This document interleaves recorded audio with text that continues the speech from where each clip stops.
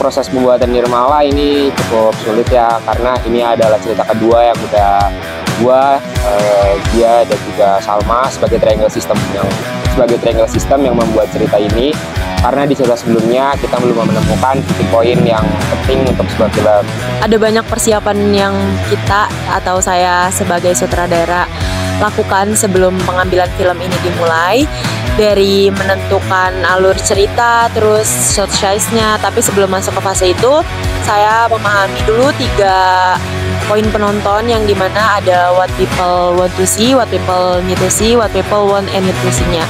Karena dari 3 poin penonton tersebut, barulah saya sebagai sutradara bisa mengemas film sebagaimana saya ingin menyampaikan apa yang dibuat dalam film tersebut kepada target penontonnya. Lalu kami membuat shot size-nya dengan tim DOP, kru lain juga, untuk menyelaraskan continuity dari film yang akan nantinya kami produksi di Wisma Atlet.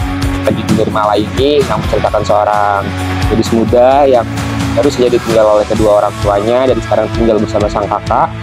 Tapi antara hubungan dia dan kakaknya ini cukup dingin, yang membuat si Nirmala ini mencari pelarian dari masalahnya ini ke dunia malam.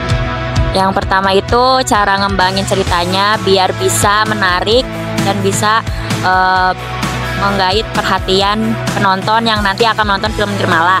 Yang kedua itu ketika aku bikin bagian scene konflik, yang dimana itu puncak konfliknya itu aku harus bikin gimana caranya biar penonton itu bisa dapet feel-nya di bagian scene klimaks itu, gitu sih.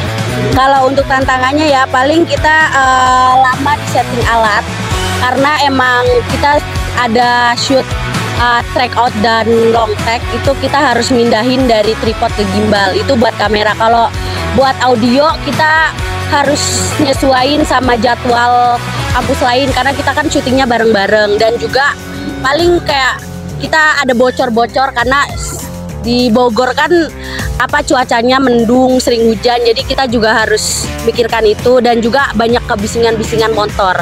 Tantangan terbesarnya mungkin untuk di scene diskotik sama di long take, karena di long take tuh banyak lighting yang bocor, jadi harus dipikirin gimana supayanya cahayanya tetap masuk tapi lightingnya tuh nggak bocor. Dan untuk di scene diskotik itu banyak penempatan yang berubah, karena pada saat produksi kita tuh pindah lokasi gitu loh. Terus scene diskotik, tim artistik harus merubah ruang tamu menjadi diskotik.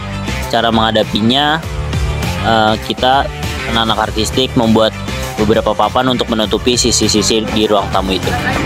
Properti lainnya seperti kayak meja, botol-botol minuman, gelas-gelas minuman, itu sangat sulit menurut tim artistik. Adegan favorit paling kuat secara emosional ya, udah pasti di adegan yang long take sih. Jadi di film Nirmala ini ada adegan long take yang dimana sebenarnya itu tuh nggak bisa untuk di take berkali-kali, maksimal banget tuh untuk take 2 kali, tapi ternyata pas di set itu kita harus take lebih dari 4 kali, dan itu benar-benar berat banget karena di situ semua emosi yang dipendam sama Nirmala selama berjalannya film itu tuh harus dikeluarin pada saat adegan tersebut.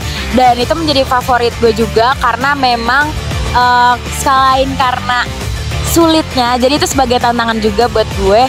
Dan ternyata pas sudah selesai set, walaupun di take-nya lebih dari 2 kali, itu hasilnya memuaskan dari pihak sutradara ataupun dari kru-kru yang lain. Dan kalau dibilang seberapa sulit, ya sulit banget sih sebenarnya, karena kan emang cuman di situ aja tuh di adegan tersebut yang memang berat, dan juga menyampaikan emosinya itu harus maksimal tuh di situ. Jadi sangat sulit, tapi karena directingnya adalah ibu sutradara yang kita semua tahu dia keren banget, jadi ya nyampe akhirnya pesannya seperti apa, emosinya seperti apa.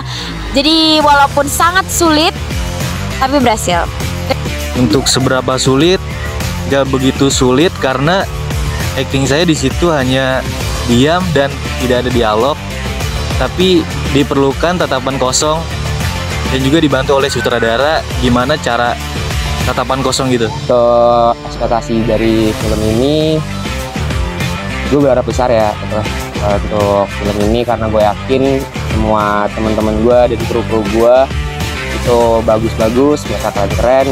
Jadi gue yakin kalau film ini sesuai dengan ekspektasi yang gue pengen. Semoga film ini bisa menjadi suatu hal yang baik di kelas gue, dimana gue bisa melihat kelas kita yang biasanya sering disebut sebagai tidak kompak.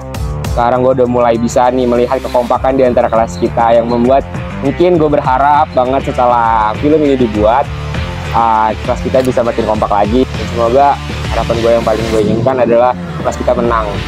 Minimum aja juara sesi lah. Udah. Jangan lupa Nonton film Nirmala di Resi TV. See you. Terima kasih. Jangan lupa nonton film Nirmala. Ya, jangan lupa nonton Nirmala ya. Nanti kita upload di RKIO Channel. Terima kasih.